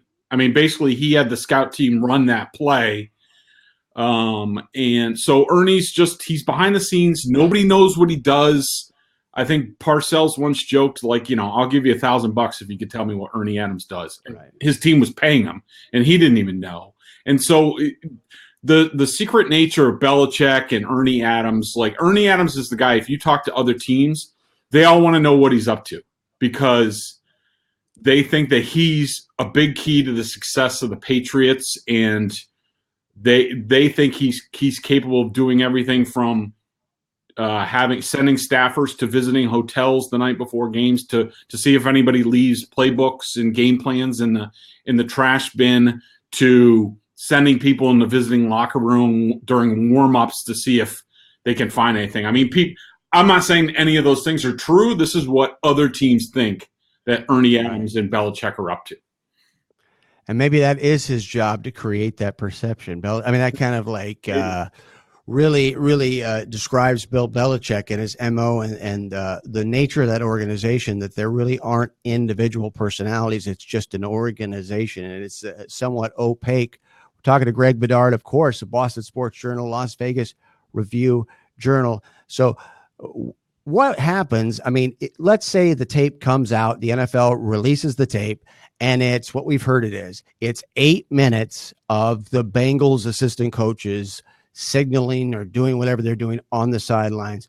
What happens, Greg, if that comes out and we see that? Yeah, I mean, if the tape comes out and it's focused on basically the coach's box or the coaches of the Browns, and it's not just some B-roll of the stadium in general. I mean, I could see, I've been in that stadium, and I'm pretty sure, if I remember correctly, the Brown Stadium, the visiting sideline is the opposite of the press box. So even if they were taking a wide-angle shot of the stadium from the press box as like B-roll to say, oh, well, this is what the scout's looking at during the game, you could say it's focused on the Bengals sideline because they're on the opposite sideline. If it's really tight, if it's on coaches, certainly if it pans, that is big-time trouble for the Patriots. And even if it was innocent, the fear is that if this is bad for the Patriots, then it's a situation where Belichick knew nothing about it. I don't think he knew anything about it. He would rather Kraft Sports Production go take a leap into the Charles River for all he cares. And but the fear is that Ernie Adams, maybe under the table, told somebody, like, he found out Kraft Sports Production was going to see the Bengals Browns. He went to one of the guys and said, hey, if you get a chance, point that camera towards the Bengals sideline and then bring me back the tape. And that's the fear. First of all, when you look at Ernie Adams on Google, I mean, he's nowhere. That's unbelievable that he's really nowhere on Google. But hear me out here real quick. If you talk to somebody who didn't follow the NFL, wasn't really into sports, maybe from a foreign country, whatever it is, and you showed them the 2015 article by Wickersham and Venata, two decorated journalists, all right? And then you explained, or you showed them what was going on and Belichick's denials and all these things. I have to believe that those people in a vacuum would say, wait a minute. I mean, this is his MO in denying the situation locks in with that previous story. And that's an unbelievable story. And it's all based on stealth, secrecy, and to a certain extent, the league was complicit in it. Yep. You see what I'm saying? So it's, I don't know. And when people say that I don't think Bill knew, I think it might be a function of I'm in it like everybody else. We're all in it in the NFL, and we're human beings, but man, I mean, how could he, knowing what we know in the past and how his denials lock in with the past, how can you not at least kind of hold out a little bit and wait to see what plays out? I mean, I can understand that. And, especially because the cover story lines up. In Spygate, they were told if you were caught say that you were filming for Craft Sports Production. You were just getting B-roll for a television show. And so this is the same quote-unquote cover story for this one. But if you're closer to it, like we are here in New England, and we know what Craft Sports Production does, how they're in the same building, you see them around, Right. like, you know, and how Jonathan Kraft loves to push the envelope in terms of getting access, making money off that, because that's all money that stays in their pocket. It doesn't have to be split with the players.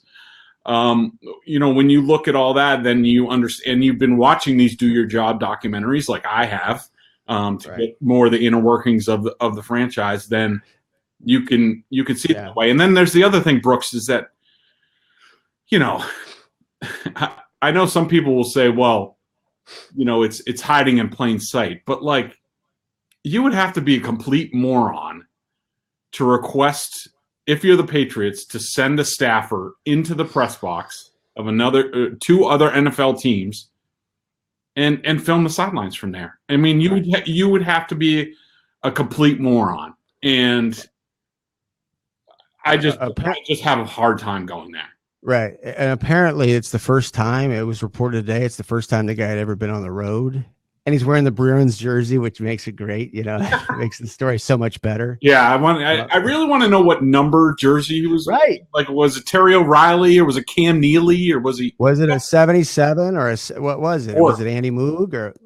Yeah, exactly. Somebody like that. Visiting with Greg Bedard. So this is an interesting story, but ultimately, let's say last thing on this. Let's say the tape comes out and we do have 8 minutes and it's something that they really shouldn't have been doing. And It's focused on the coaches. What's the worst case scenario in terms of a punishment you think for the Patriots? If it's as bad, if it's the worst possible tape and it's them definitely filming just the Bengals coaches on the sidelines, then I think you're looking at, I think you're going to have to look at a suspension for Belichick. I mean, I think you're going to, I don't think he'll be banned off of that. You know, considering. What does that mean, banned? What's the difference between a suspension and a ban? Well, I mean, ban means you're done with the game. I mean, he could get a Joe Jackson, Sean suspension, you know, but I'm thinking more of,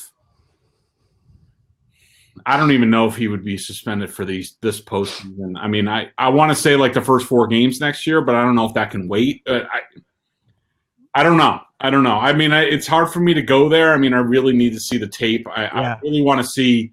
Also, apparently the Bengals have tape of the taping that was going on, and also the interview.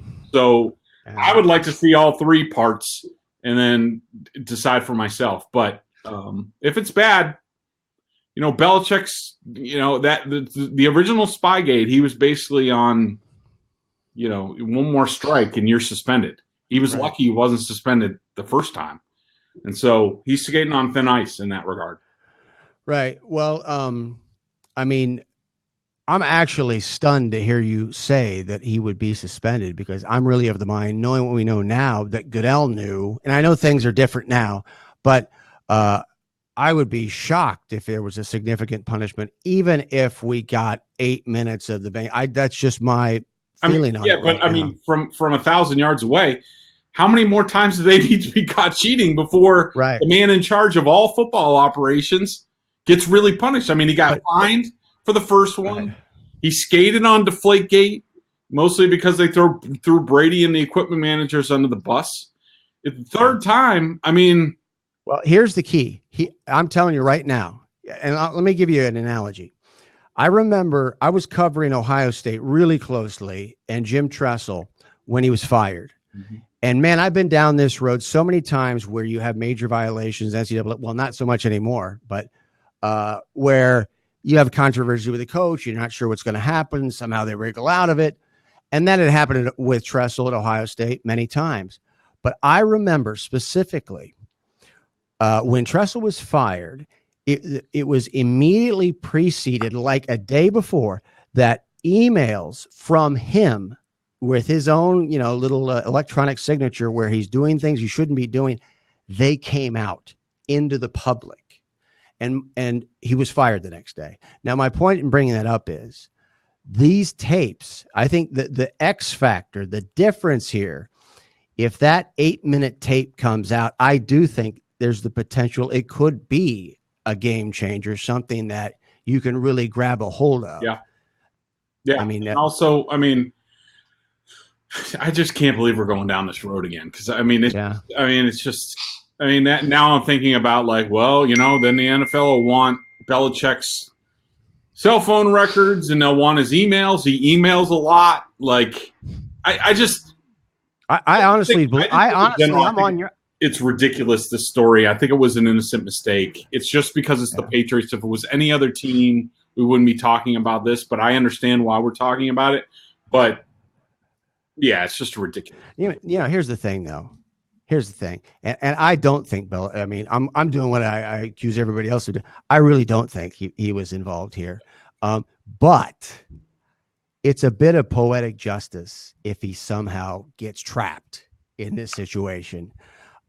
Because of everything else that we know has gone on, which is freaking extraordinary that he's never been suspended. It's unbelievable. Right. And people get into conspiracy theories like Tom Brady set up Bill Belichick so he would be fired and McDaniels would be the head coach and Tom could have everything he wanted back in Boston. Well, that's the next place I wanted to go with you. Because besides this, the story that really, everything's the Patriots right now because it's a fascinating story and they've got a good team, all that stuff. But Tom Brady, what's going to happen? It's weird because there's a huge disconnect because Brady gives no indication. He's a super positive guy that anything's going to happen. Yet we keep hearing over and over, oh, he's as good as gone, right? Well, how? But my question is, if he is as good as gone, we've heard a lot of talking. You just brought him up, Josh McDaniels. He's kind of an X factor with Brady. So, how might that play out if Brady leaves? Are you saying potentially that McDaniels could be involved in going with Tom, or how could that play out with another team? It's possible, but I could tell you right now that nobody inside that building, A, knows what Belichick's going to do as far as his future, and B, nobody knows what Tom's going to do. He set it up, whether it was right after the failed contract extension, asking to be excluded from the franchise tag, putting his house on the market. Now he's withdrawn basically from being the Best Buddies, the charity co-chairman. So that means, because that was always connected to mandatory OTAs, the mandatory minicamp at the end of June. Tom would always be down on the Cape. He would have an event at Harvard. And now he's cut ties with that. So he's not involved with any of that anymore. So that means come mandatory minicamp, he could be someplace else. Right. Nobody knows what Tom's going to do. Right now, is he frustrated? Is he not happy with the way things have gone and the personnel around him and all that? Yes, absolutely. But nobody knows what's going to happen in March. And I could tell you, from knowing Tom and knowing the particulars, Brady asked for that franchise tag exclusion because, the Patriots wouldn't make a commitment to him. So now he's going to put it to them. So basically he's going to go out. He's going to get contract offers, be it the Panthers, the Chargers, the Raiders. Somebody is going to come to him and say, we're going to offer you $30 million guaranteed for 3 years, something the Patriots would not do for him. And then Brady's going to go back to Kraft and Belichick and say, this is what they're offering. What can you do? And it's going to be on them. And then we don't know what's going to happen.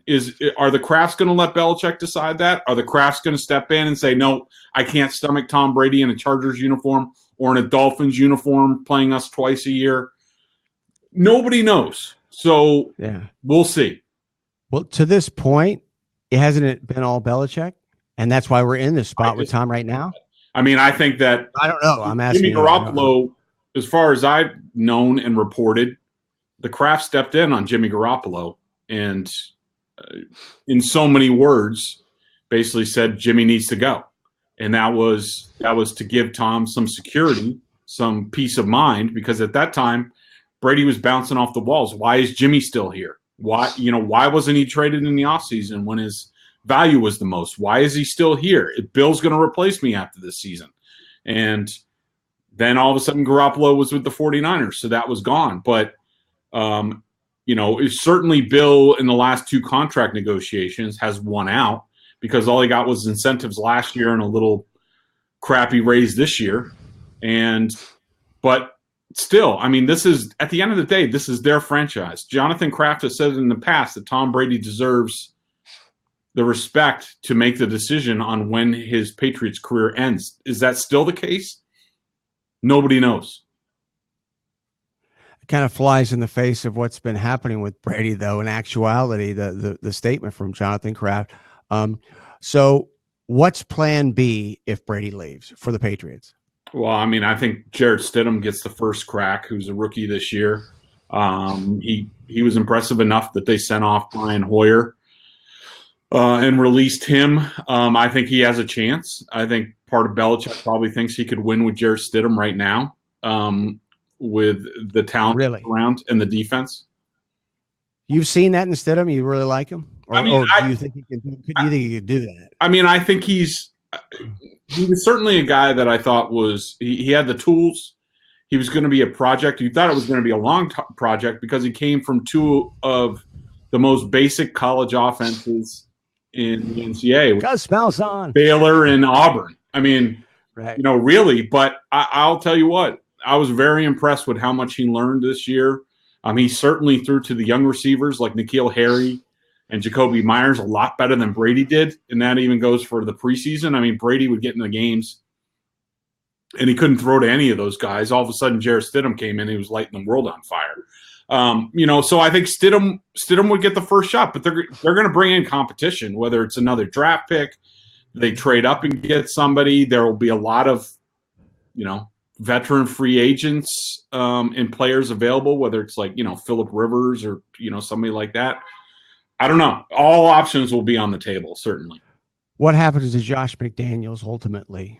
How are things going to play out? I think he's back in the mix for jobs this year, and I think really, I think a job like Carolina would make a lot of sense for him. I think, you talk to people, Dave Tepper, the new owner there, is one of the smartest guys on Wall Street. Josh McDaniels is one of the smartest guys in football. I think that would be a perfect marriage between those 2 guys, and they could really build a forward-thinking organization together.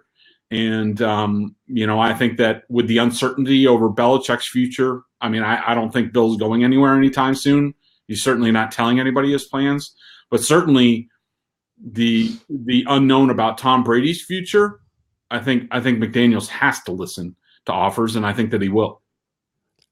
What about San Diego as a possible landing spot for Brady? I mean, I think it makes a lot of sense, but the thing is, wherever Brady goes, like, you can't just plop him down in anybody's offense. I mean, really what you would have to do is you would have to have an organization. I mean, really you want to make Brady and McDaniels sort of a package deal. Josh can certainly, he's as the head coach. Yeah, as the head coach. Right. He installs his offense. I mean, he did it in Denver, and they were able to be, initially successful. You bring Brady with him.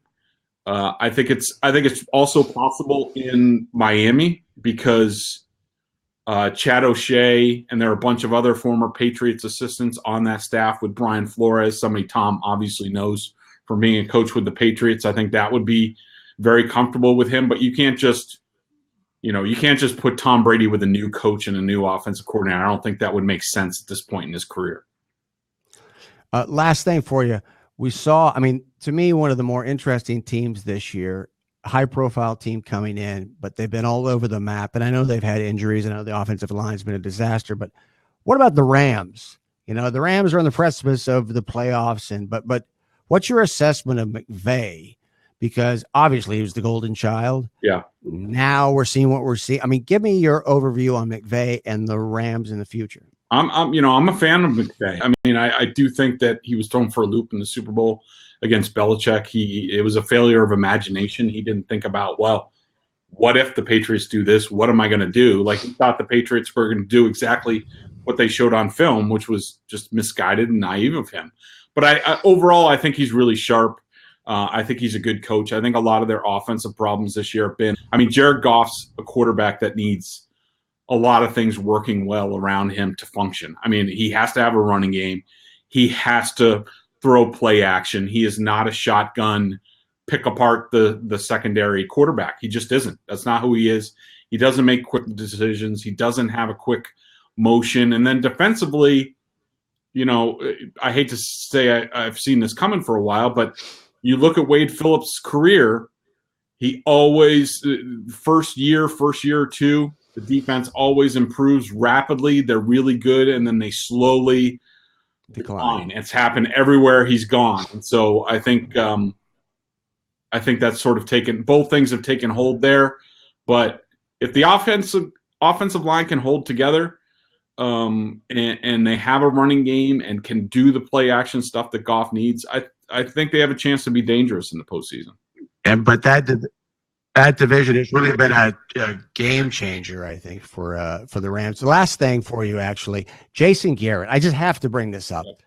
Jerry Jones floating the idea that there's a market for Jason Garrett. Yet we talked to a guy who's a beat guy for the Giants on this show, a friend of the show. He indicated that there possibly could be a chance that maybe Jason Garrett lands with the Giants next year. What's your assessment of, it's so comical and absurd to a certain extent, but what about Jason Garrett as a coach? Do you think he could end up somewhere else ultimately, which of course is what Jerry Jones is weirdly suggesting? I don't see it. I could see him being more of a coach on the college level. Maybe he can go back to Princeton, where he came from. I think that would make sense with. Oh man, that's cool, Greg. I'm not saying that's where he belongs. I'm just saying, and I know Jason Garrett.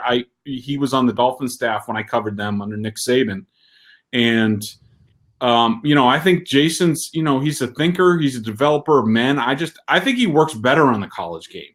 And as far as the NFL, I don't know. It sounds like somebody's agent is working overtime with the media because I just don't see it. I don't know of any connection between Dave Gettleman and Garrett. And Gettleman's an old school football soul. I just don't see him and Garrett being a mix. And of course, Gettleman might not be around much longer. Who knows? But he should be. But they should let him do. Gettleman's good. He just needs time to fix the Giants. You just wonder about the heat that Mara is feeling right now, and he's going to react. Shermer, I think, is as good as gone, but in talking to people that cover the Giants, it's a mixed bag when it comes to Gettleman. But the Cowboys situation, when I look at Jerry Jones, because they actually have talent this year, and they have they might have had potentially Super Bowl talent. For the first time, it really kind of opened my eyes, Greg, to why is the owner doing a radio show? And he's been doing it 30 years, but it's not even that he is criticizing the coach, right? It's just the fact that he's going on and commenting about the team. Does that have an impact, you think, on the players and distract the players regardless of the coach? Oh, sure. It certainly doesn't help, but it's not going to change.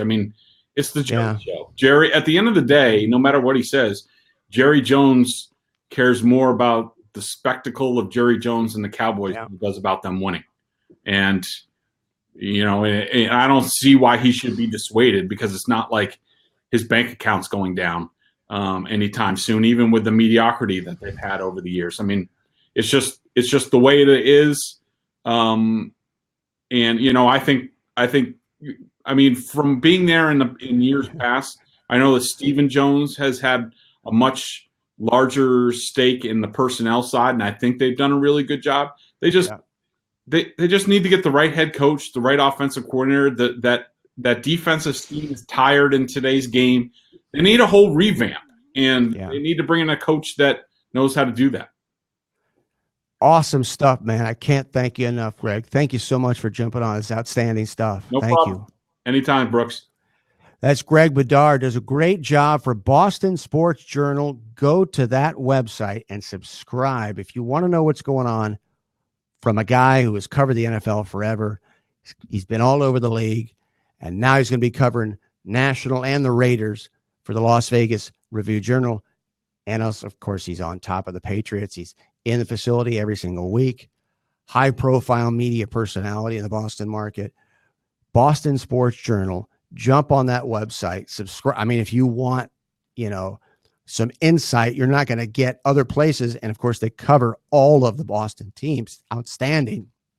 I wish there were more websites like that actually out there. So appreciate Greg coming on. Deep dive on the NFL. That's just, I love that stuff. I just, the Brady stuff, but to talk to somebody who's in the facility, but has been in the NFL for a long time, right? And knows all of these people. And we're talking about this guy, Ernie Adams, that nobody's talking about. Try Googling him.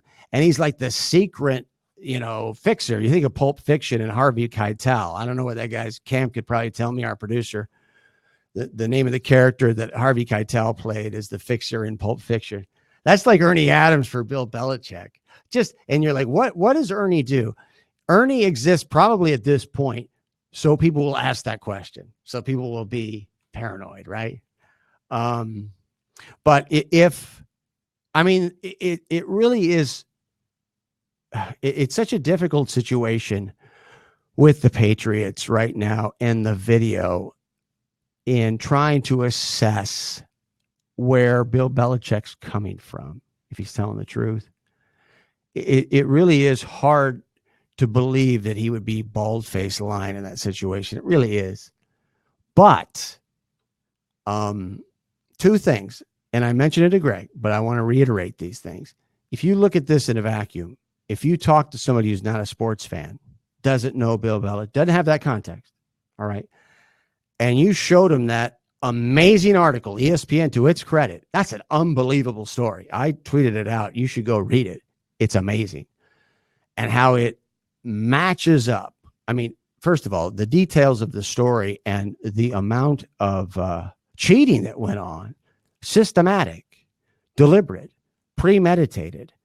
And it doesn't matter if Bill Belichick wasn't the driving, maybe Ernie Adams was, maybe somebody else was. Doesn't matter, because he's the guy that has to take. For Bill Belichick to essentially not get punished is unbelievable, and can't help but lead you to believe that, why would he be punished? Even if the tape comes out this time with 8 minutes on the Bengals assistants, why would he be punished more than maybe a draft pick?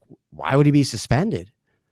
So Winston Wolfe, right? Did you know that off the top of your head, Cam? You probably knew that right off the top of your head. I just think of that car where the body explodes in Pulp Fiction. I missed that Tarantino, by the way. So and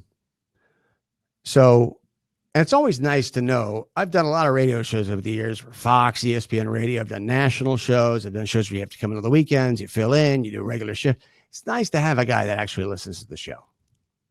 Doesn't matter how good your show is. Sometimes you get produced. Cam Smith, our producer, always on. He's always way ahead of me, which is really, really extraordinary when it comes to doing these kinds of shows. But I'm just, in thinking about Belichick, if you look at it in a vacuum, which is not unreasonable, someone who's not a sports fan, and they look at those things, there's no way that they would conclude in any way other than he's lying in this denial. He has to be lying. There's a Mount Everest of documented evidence, right, that aligns perfectly with what's going on right now. And when you look at the amount of detail and how extensive that system of cheating was, so extensive that the NFL itself destroyed much of the evidence. It's extraordinary, unbelievable. I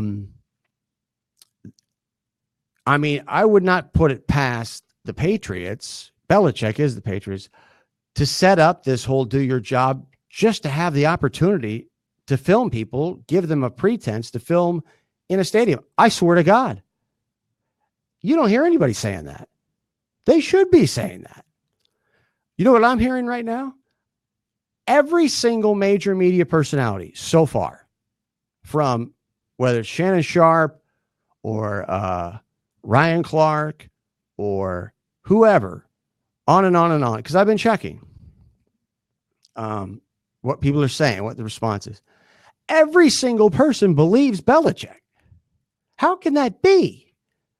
That's and what it comes down to is we're all too close to it. That's what it is. It's just like Jerry Jones. Nobody ever brings up, why is the owner in the freaking locker room throwing his coaching staff under the bus? No. He does it every week. Or not that, but he talks about the team. I mean, nobody brings that up either.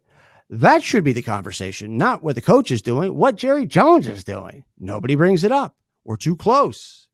We act like that sort of thing is normal. It's a little bit like the psychology of people when they have like bad teeth or they have something that happens to their face and they're able to block it out or ignore it. You know, that whole psychological principle. I think Jerry Jones, you know, the only owner in my lifetime who does this stuff. And it's all, he's got his own show and does all these, you know, just to have a show.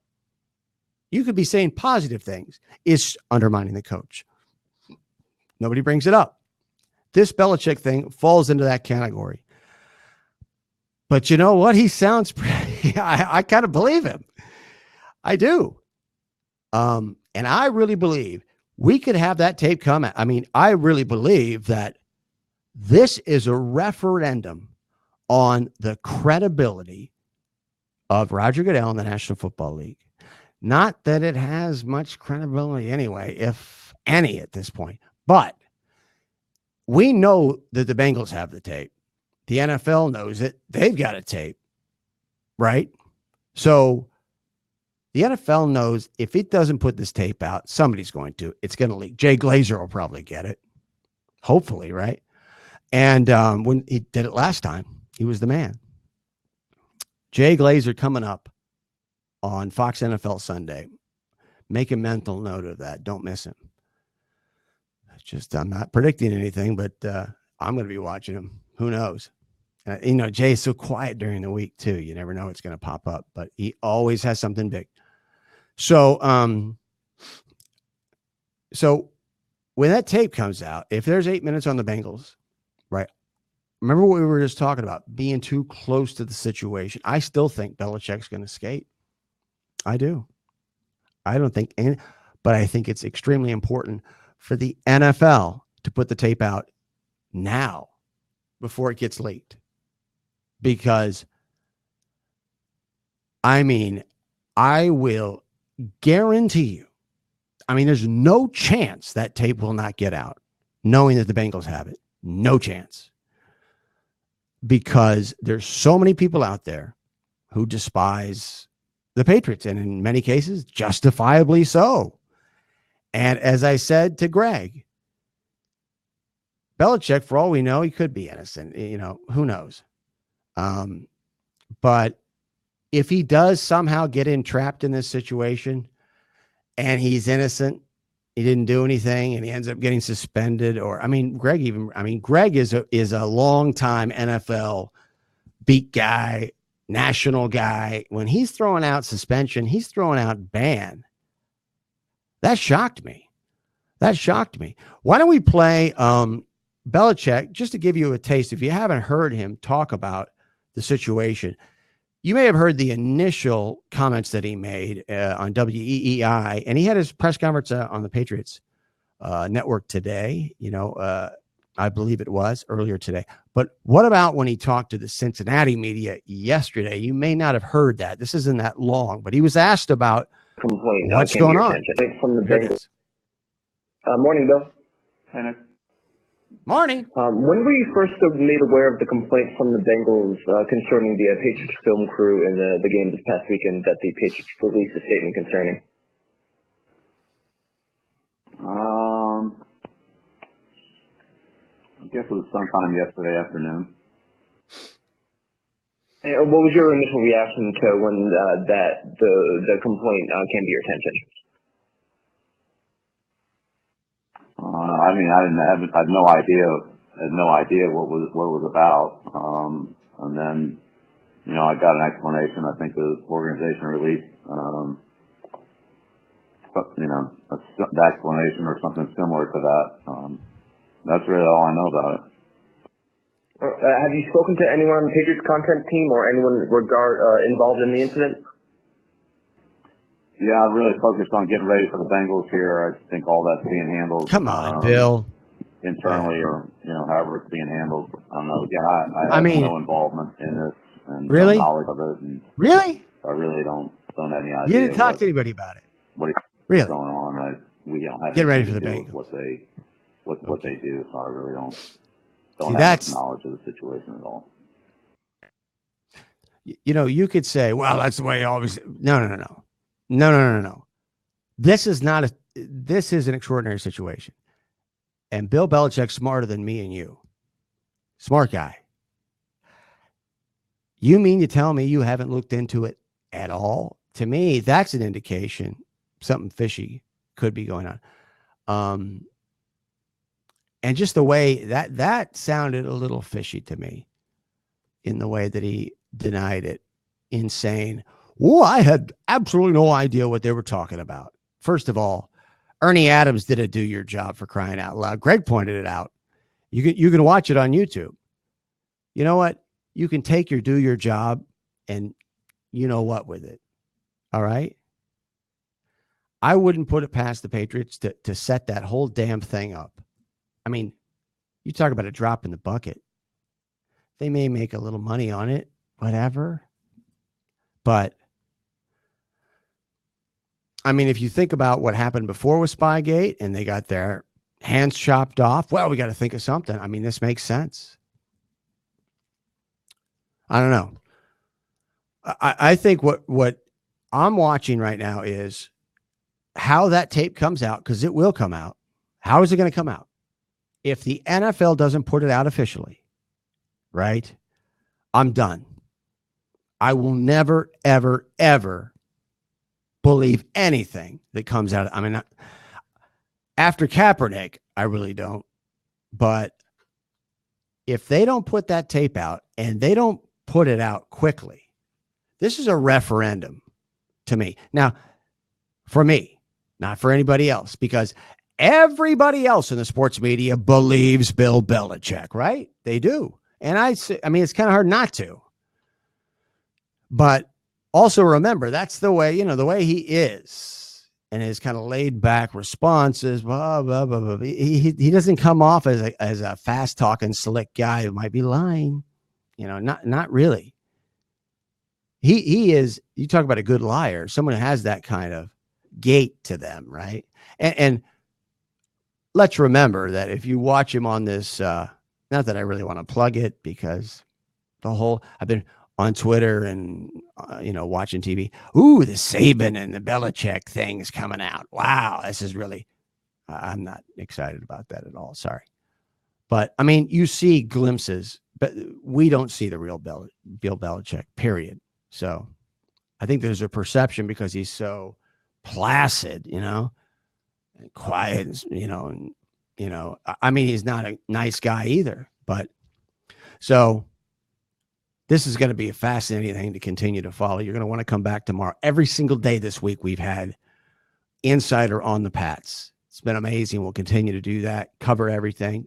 Great job by Richard Davenport breaking down Arkansas today. That whole program, everything. It was unbelievable. Rob Perez, Worldwide Wob. What a damn show. Jesus Christ. Unbelievable show. Then Greg Petard. I mean, we're just cherry picking the best guys, right? So we'll be back tomorrow, noon Eastern time. For our producer, Cam Smith, I'm Brooks Melchior, live in Los Angeles, saying so long. This has been Sports by Brooks on Fancred.